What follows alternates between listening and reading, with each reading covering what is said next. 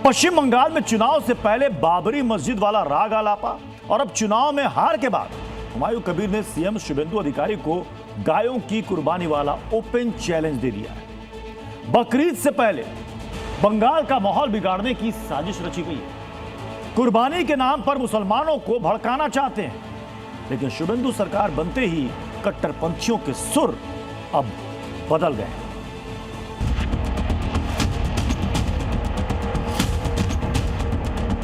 सम्मान करना चाहिए, लेकिन कुर्बानी हो। गाय का भी होगा, बकरी भी होगा, ऊंट भी होगा।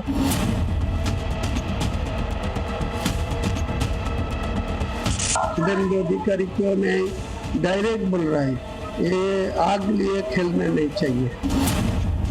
शुभेंदु अधिकारी को ओपन चैलेंज देने वाले ये बाबरी गैंग के वही हुमायूं कबीर हैं, जो दीदी के कार्यकाल में मुर्शिदाबाद में बाबरी मस्जिद की नींव डाल रहे थे। लेकिन शुभेंदु सरकार बनने के बाद इनकी बाबरी का नामो निशान बनने से पहले ही मिट गया।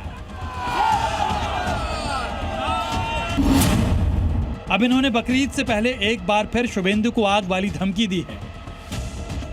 गाय का भी होगा, बकरी भी होगा, ऊंट भी होगा। वो सारे जो पशु है कुर्बानी के लिए जो जायज है, जो कुरान में जो लिखा हुआ है, अधिकारी को मैं डायरेक्ट बोल रहा है, ये आग लिए खेलने नहीं चाहिए। ये आग के लिए खेलेगी तो वो कुर्बानी कोई बंद करेगी तो उनका ही खराब होगी। हुमायूं कबीर की ये चेतावनी ऐसे वक्त पर आई है जब अगले हफ्ते मुसलमान ईद उल अजहा मनाएंगे और शुभेंदु सरकार ने कुर्बानी पर नया ऑर्डर जारी किया है।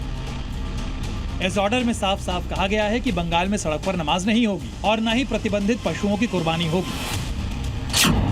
लेकिन बाबरी गैंग चलाने वाले हुमायूं कबीर कुर्बानी और खुले में नमाज दोनों पर शुभेंदु सरकार को सीधे और साफ शब्दों में कह रहे हैं कि बंगाल में गायों की कुर्बानी तो होकर रहेगी।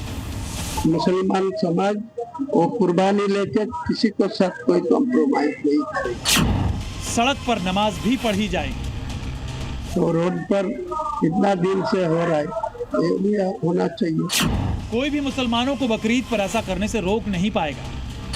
5 दिन बाद 27 मई को बकरीद है।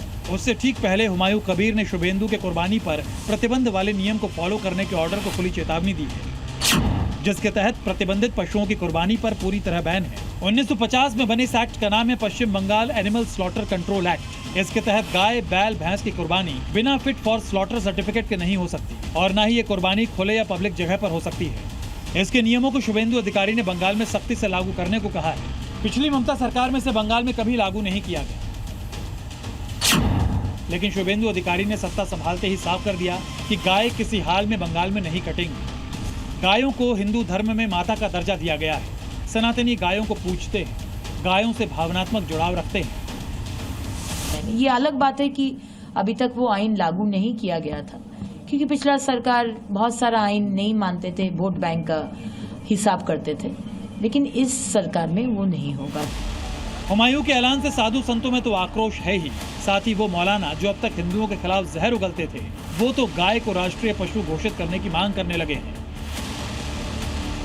गाय से मजहब हिंदू का जुड़ा हुआ है, तुम उसको नेशनल जानवर बनाओ। हमारे हिंदू भाई गाय को माता मानते हैं और आज भी मुसलमान इस बात की बार बार गुजारिश कर रहा है कि सरकार गाय को राष्ट्र पशु घोषित करे। हम तमाम हिंदुस्तान में तमाम बड़ी तंजीमों के साथ और तमाम ऐसे लोगों के साथ जो हिंदुस्तान के अंदर गाय को नेशनल एनिमल का दर्जा दिलाना चाहते हैं। केवल संत और मौलाना ही नहीं, बंगाल समेत देश भर का बहुत बड़ा मुस्लिम समाज गायों की कुर्बानी को गलत ठहरा रहा है। गाय की कुर्बानी बिल्कुल नहीं होनी चाहिए, क्योंकि गाय जो है बहुत सीधा जानवर है, इसीलिए लोग उसको और जो है पूज्य है, हिंदू धर्म में पूज्य है। साफ है, हुमायूं कबीर के गायों की कुर्बानी वाला अग्नि चैलेंज बंगाल को नफरत की आग में सुलगा नहीं सकता है, क्योंकि अब वहां दीदी का राज नहीं बल्कि दादा की सरकार चलती है। इस सरकार में हिंदुओं की भावनाओं से खेलने का अधिकार किसी को न दिया गया है और न ही दिया जाएगा। शुभेंदु ने बाबरी गैंग का अग्नि चैलेंज एक्सेप्ट कर हाथों हाथ उसकी हवा भी निकाल दी है। ब्यूरो रिपोर्ट, जी मीडिया।